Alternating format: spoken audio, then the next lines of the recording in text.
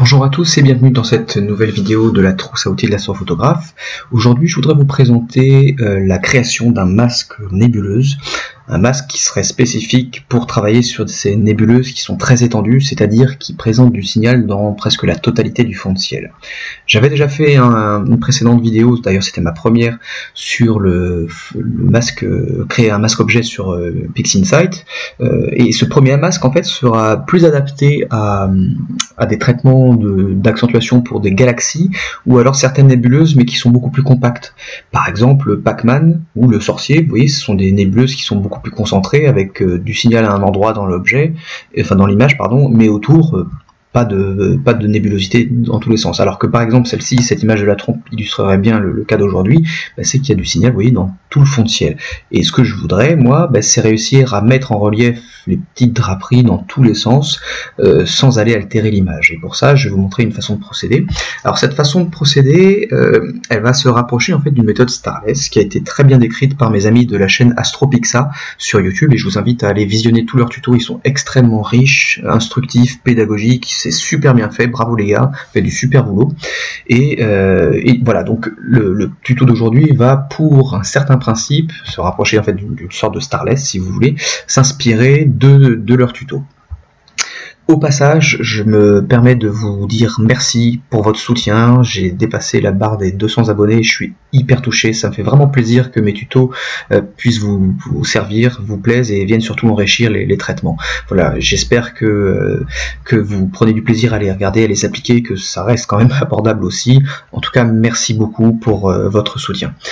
Passons maintenant au tuto à proprement parler. Alors, on va partir en fait d'une image de luminance, et le travail que nous allons faire là, il n'est pas que réservé à la CCD du tout. Vous qui travaillez en APN, si vous avez fait des nébuleuses en RVB par exemple, ou HARVB, vous pouvez tout à fait utiliser le système qu'on va voir. Il faut partir d'une image noir et blanc, et je vais vous montrer, si vous pratiquez en APN, comment est-ce qu'on va faire. Donc là, j'ai pris une image couleur, et on va simplement de cette image couleur extraire la luminance, pour avoir l'image qui contient les détails, et qui sera noir et blanc. Deux possibilités sous PixInsight, soit vous cliquez sur cette icône en haut à gauche qui s'appelle Extract Luminance, sinon vous allez dans Image, Extract, et vous retrouverez, voilà, Lightness, et vous cliquez dessus, et vous allez voir, hop, il vous sort aussi une image noir et blanc, et vous donc, vous travaillerez là-dessus, ça générera un masque que vous appliquerez sur votre image couleur, si vous êtes en APN, voilà.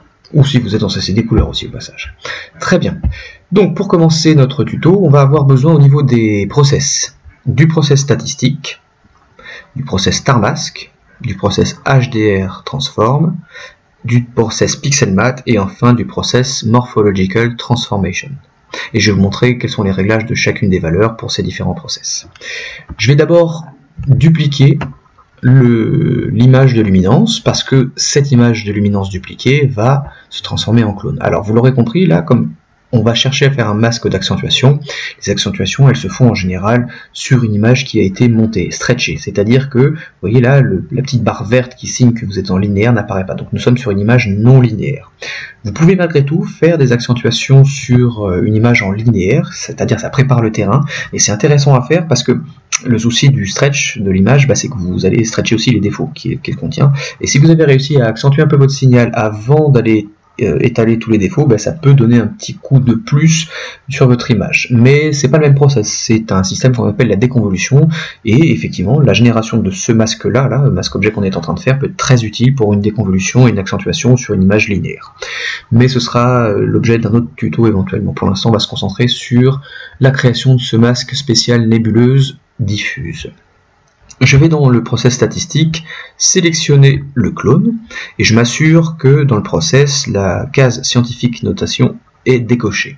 La valeur qui va m'intéresser, c'est la valeur mean, moyenne, et cette valeur là je vais la reporter dans le StarMask. Donc vous ouvrez votre process StarMask et cette valeur de mean 24791, eh bien vous allez la reporter au niveau de noise threshold 24791. Et nous allons jouer sur les différents réglages au niveau de la scale. La scale, en fait, si vous voulez, c'est la taille des images que vous souhaitez prendre en compte. Le premier StarMask qu'on va mettre en œuvre, d'abord, c'est le StarMask qui va contenir les grosses et moyennes étoiles. Nous ferons ensuite un second StarMask à partir de cette même image, et de cette image-là, nous tirerons, enfin de ce deuxième star mask, pardon, on ira tirer les petites étoiles. Et ensuite, par le biais de pixel math, on va les rassembler ces deux star masks en un seul, et du coup on aura un star mask full étoile, si vous voulez, qui contiendra l'ensemble de la taille des étoiles. Donc, pour la scale, moi je vais rentrer 8, qui est une valeur spéciale pour des étoiles quand même assez larges, assez grosses, vous pouvez rentrer plus si vous souhaitez. Et large scale par défaut normalement est à 2. Volontairement, je laisse la smoothness à 16. Et volontairement, je laisse les midtones à 0,5. Dans certains cas, vous pouvez rentrer cette valeur que vous avez mis, tiens, c'est 260, oui c'est ça, 24, oui. Cette valeur de noise threshold, parfois vous pouvez la reporter dans midtones ici pour sortir un star mask, mais en général on l'utilise plus dans les générations de star mask en linéaire. Voilà, et je ne touche à rien d'autre. Et je vais appliquer, hop, ce process à l'image pour qu'il me sorte un star mask. L'ordi n'est pas très puissant, ça va prendre un tout petit peu de temps. Donc pour vous expliquer la démarche, je vais générer ce premier star mask qui contient des grandes étoiles. Je vais générer un second star mask à partir d'une image sur laquelle j'aurai écrasé la dynamique grâce au process HDR pour ne faire ressortir que les petites étoiles, et qui donc ce star mask ne contiendra que les petites étoiles. Et avec un pixel math, vous avez deux possibilités. Soit vous décidez de faire la somme de ces deux star masks, soit sinon vous décidez d'utiliser une information qui s'appelle max et qui permet en fait de récupérer la valeur maximale des pixels des deux masques pour la combiner en un seul. Je vais utiliser cette dernière version. Et après, on pourrait très bien soustraire simplement ce star mask issu sur l'objet. Le défaut que je trouve pour ça, c'est que ça va vous faire des beaux trous noirs autour des étoiles, et donc vous allez bouffer le petit signal ténu qui pourrait être proche des étoiles. Le rendu sera pas joli, vous aurez, je trouve, un masque qui sera moins effectif. Du coup, on va procéder en fait comme une sorte de starless. On va chercher à retirer les étoiles au maximum, à les diminuer, à la limite à les imprimer très subtilement, pour simplement avoir un dégradé autour de l'étoile et non pas un trou, qui permette de conserver le signal utile autour de l'étoile, et donc le signal utile dans la totalité de l'objet. On aurait pu se contenter aussi peut-être de faire une starless, voyez-vous, mais le souci de la starless, comme vous allez avoir uniquement l'objet et plus du tout les étoiles, c'est-à-dire qu'à l'emplacement des étoiles, vous aurez de la matière d'objet, c'est-à-dire du blanc qui va apparaître à l'écran. Or, sur un masque, le blanc, ça laisse passer l'info. En d'autres termes, vous faites une accentuation à partir d'un masque issu d'une starless et vous allez faire cramer toutes vos étoiles à coup sûr. Et là, c'est surtout pas ce qu'on cherche à faire. Au contraire, on cherche réellement à éviter ça. Ce pourquoi est-ce que j'ai appliqué en fait cette méthode-là qui permet de vraiment isoler les structures. Voilà. Donc j'ai mon premier star mask, vous voyez, qui contient les grosses et moyennes étoiles. Et ce star mask, je vais le mettre de côté. Bien, première étape. La deuxième étape, je vais me servir du process HDR Multiscale Transform. Je vais l'ouvrir. Et ce process HDR, on va en faire un truc bien goré. Je vais mettre un nombre de layers sur 4. C'est-à-dire qu'en gros, le process va agir sur le layer 4. Et je vais le faire en 3 itérations. Donc il va passer dessus 3 fois. Et je laisse tout le reste par défaut. Et vous allez voir, ça va complètement écraser la dynamique de l'objet. C'est-à-dire qu'il n'y aura presque plus d'objets présents dans l'image. En revanche, et c'est là le point intéressant de ce système-là, c'est que ça va faire émerger toutes les petites étoiles qui sont dans le fond de ciel. Et du coup, ça va être beaucoup plus simple pour moi, après, grâce au Star Mask, d'aller les sélectionner. Et grâce à ça, de ne pas épargner les petites étoiles. Et ce qui fait que lorsque je vais faire mon masque, et que je vais retirer les étoiles, et les imprimer légèrement en noir dans l'objet, eh bien, je vais toucher à l'ensemble des étoiles, ce qui fait que votre accentuation elle sera homogène sur l'objet et elle protégera la totalité des structures des étoiles. Voilà, donc vous voyez qu'on a presque plus de dynamique, presque plus d'objets, en gros, et du coup je vais me servir de cette carte d'étoiles, vous voyez, qui est très probante au niveau des étoiles, pour générer un second star mask. Même principe que tout à l'heure. Toujours dans statistique, la trompe L clone ici, en gros cette image-là est sélectionnée, et vous voyez que la valeur min, elle a changé. On est à 25,810, donc je vais rentrer 25,810 dans threshold. En revanche, comme je ne veux plus prendre les grandes étoiles, je veux les petites étoiles, je vais rentrer une valeur par exemple de 4 ou de 5, mais 4 c'est très bien. Hein.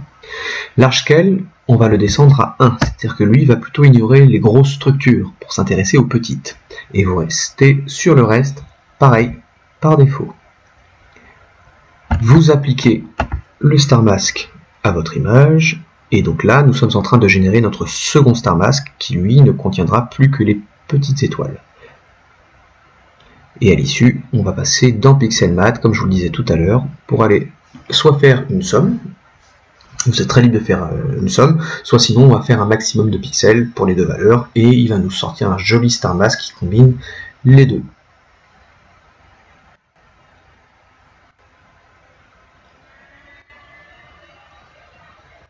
Voilà, on arrive à la fin.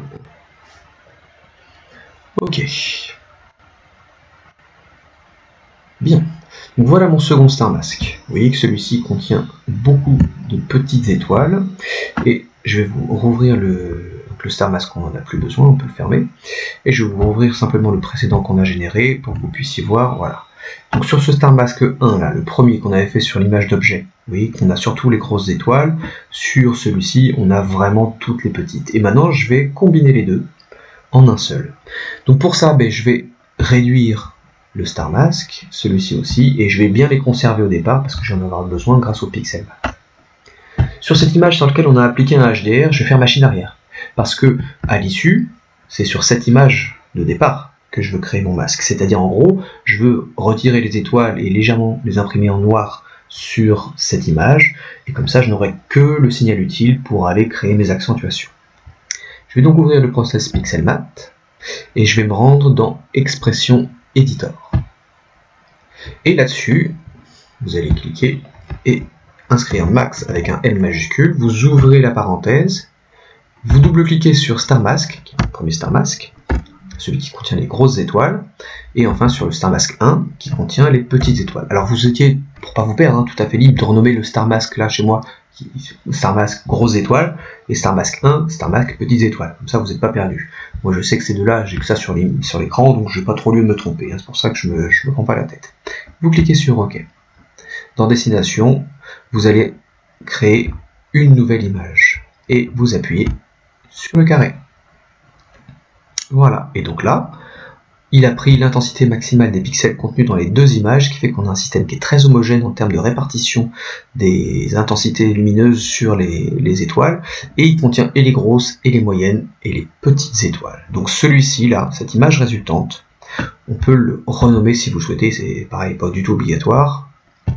S'il veut bien me le faire, voilà, Full Star Mask. Voilà, hop là. Les deux masques étoiles précédents que nous avions générés, j'en ai plus besoin puisqu'ils m'ont servi à créer celui-ci. Bien. Et je vais maintenant appliquer comme masque à cette image. Toc. Voilà, donc là on voit le masque qui apparaît. Et on constate, si je zoome dedans, vous voyez qu'il a pris en compte toutes les petites étoiles, les grosses, les moyennes, et que l'objet n'est plus présent. Donc là, le masque étant actif en termes de visualisation, je ne vois plus l'objet. Je vais aller décocher cette petite case Show Mask. Sinon, vous pouvez faire clic droit, Masque, Show Mask, et vous cliquez dessus, et le masque est toujours actif. Ça se traduit par un onglet qui est marron ici, ça veut dire que l'image est masquée, mais sa visualisation n'apparaît plus à l'écran.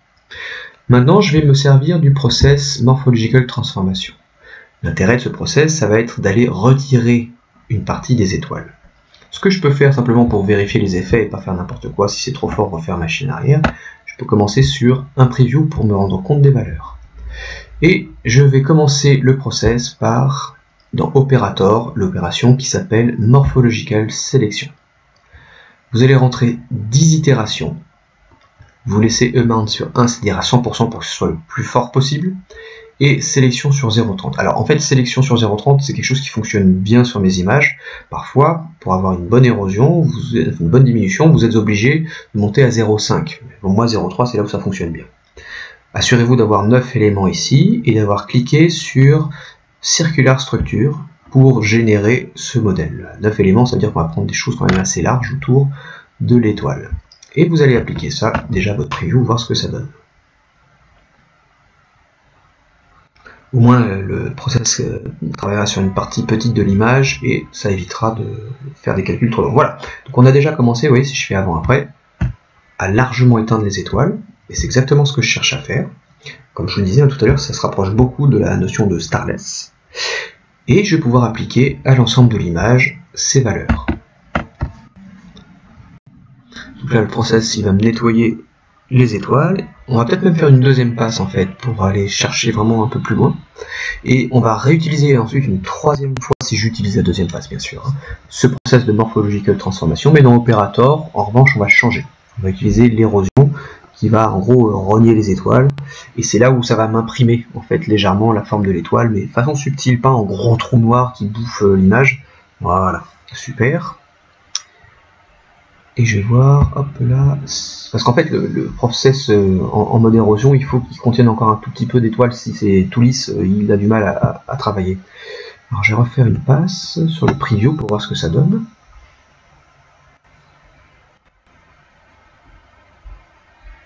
Ouais, il nous reste, vous voyez, toujours un petit peu d'étoiles, donc c'est très bien. Hop, je vais pouvoir appliquer une deuxième passe à l'ensemble de l'objet. Et vous allez voir qu'à nouveau, la nébuleuse va être encore plus débarrassée de ses étoiles. Donc, comme je vous le disais, c'est vraiment le principe d'une méthode starless, juste pas tout au bout, c'est tout.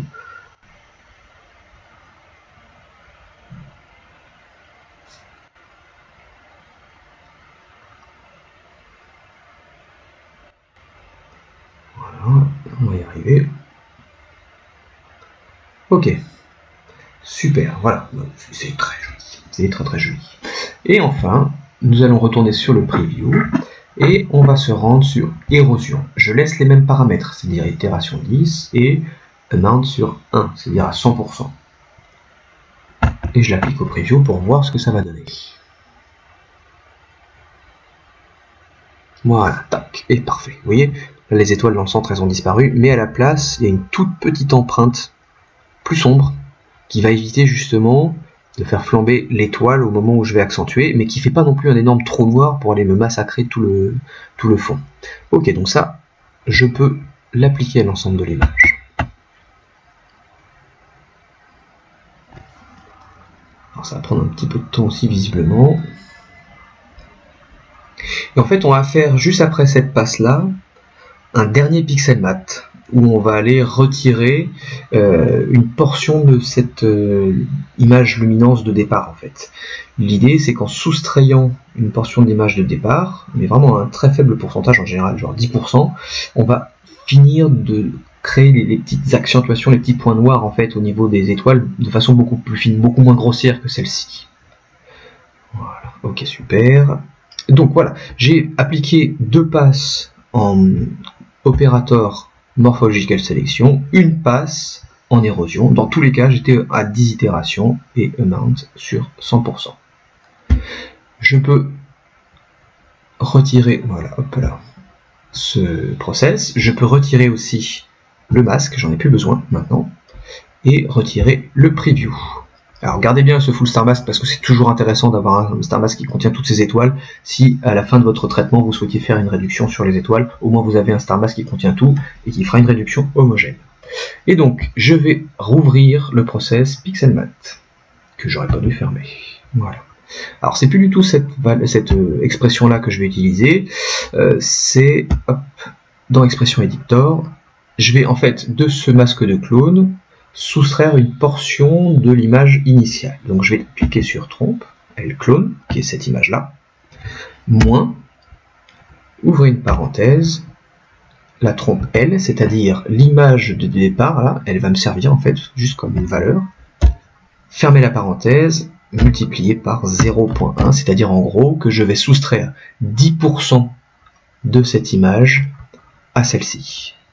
Et vous appuyez sur OK. L'intérêt de ça, une fois de plus, ça va être au niveau des étoiles d'avoir un travail un peu plus fin, un peu plus précis, qui préservera d'autant mieux lors de l'accentuation, la montée et la flambée des étoiles, mais en plus de ça, qui, malgré le dégradé progressif qu'on va avoir, va quand même laisser le signal utile vraiment contigu à l'étoile disponible en termes d'accentuation. Et c'est ça qui est intéressant. On accentue tout le signal utile de l'objet sans toucher aux étoiles.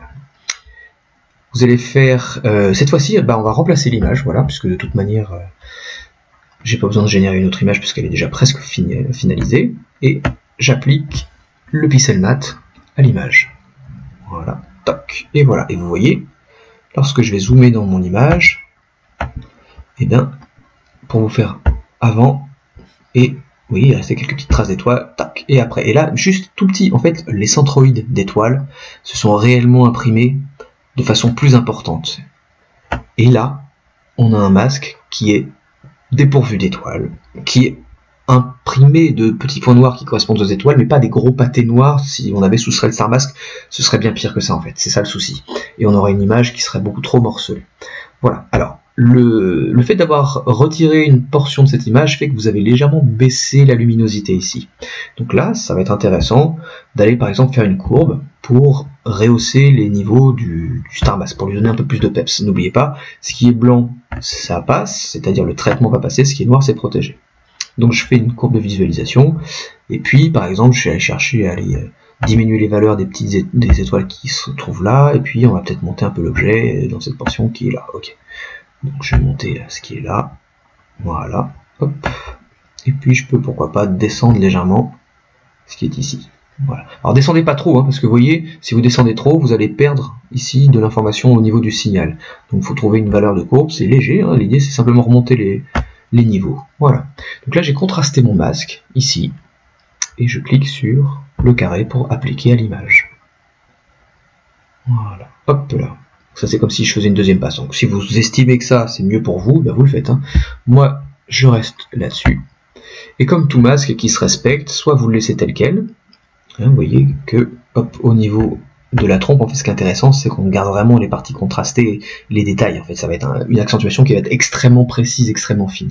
Donc si vous le souhaitez, vous pouvez flouter le masque ou sinon le laisser tel quel. Moi je vais faire le choix de le laisser tel quel, mais de le flouter ça peut être vraiment très intéressant dans la mesure où vous aurez des actions qui seront plus progressives. Voilà, donc pour vous montrer l'application, bien je vais appliquer hop ici à l'image, donc le masque ici apparaît. Je vais retirer la visualisation du masque, mais comme vous le constatez là, c'est toujours actif. Et puis par exemple, on va essayer le process local histogramme équalisation, qui est bien pour remonter. Alors, je vous dis tout de suite, je fais un réglage par défaut que j'utilise classiquement, c'est je le fous à 30%, 20 ou 30% en général. Avec ces réglages là par défaut, ça donne des bons résultats. Et on va le mettre hop, sur l'image et on va aller observer ce qui se passe. Donc, ça va travailler. Et on va voir si ça nous permet justement d'augmenter les petits contrastes locaux sans aller abîmer les étoiles. Pour résumer à nouveau, le temps que le process travaille, les différentes étapes, je vais générer deux Star Mask. Un grande étoile, un petite étoile à partir d'une luminance. Si vous êtes en APN ou c'était des couleurs, vous allez dans Image, Extract et vous choisirez Lightness qui est luminance. Une fois que vous avez généré ce premier Star Mask sur le clone de votre image de luminance, vous allez écraser la dynamique de l'image avec un HDR puissant et refaire un deuxième Star Mask pour générer une carte de petites étoiles. Dans Pixelmath, vous allez combiner les deux, soit par une somme, soit par max, qui permet de prendre le maximum des pixels des images et de le générer en une seule.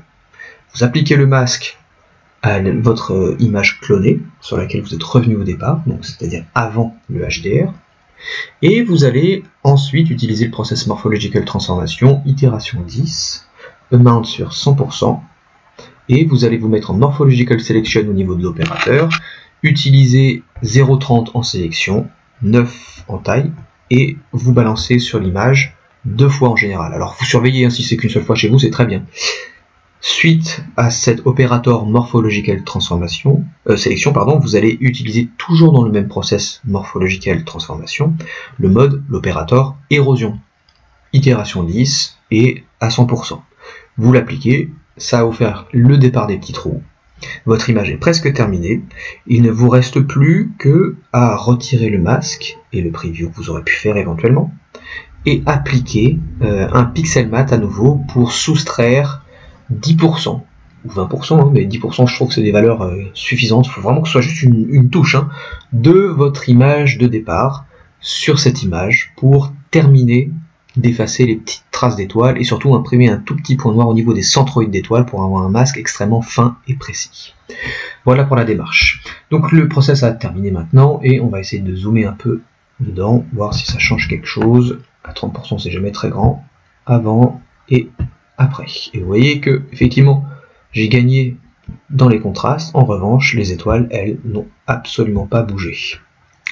Alors ce que je vais faire, et c'est volontaire, je vais refaire un truc à 1, donc à 100%, ça va être très violent, mais ce que je veux c'est simplement que vous puissiez voir que ça va s'appliquer à l'ensemble de l'image sans aller faire cramer les étoiles. C'est juste ça. Donc là c'est vraiment proprement parlé pour la démonstration et pour rien d'autre.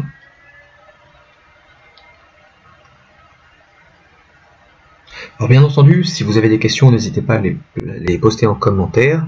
Si vous souhaitiez aborder certains sujets, en particulier dans le traitement, pareil, vous n'hésitez pas, hein, si je peux répondre à vos demandes, je le ferai avec grand plaisir. Voilà, donc vous voyez que ça donne un truc très moche, parce que c'est beaucoup trop fort. En revanche, si je fais avant et après, vous voyez que mes étoiles, elles ont absolument pas, presque pas bougé. Voilà. Et si je dézoome dans l'image, en revanche, ce que je pourrais constater, c'est que le process là, de local histogramme équalisation s'est appliqué à l'ensemble du signal utile de l'image en épargnant les étoiles et en épargnant le fond de ciel. Voilà, le tuto est terminé. Merci beaucoup d'avoir regardé cette vidéo jusqu'au bout. J'espère qu'elle vous aura été plaisante et qu'elle vous sera utile. Et je vous dis à bientôt pour un autre tuto.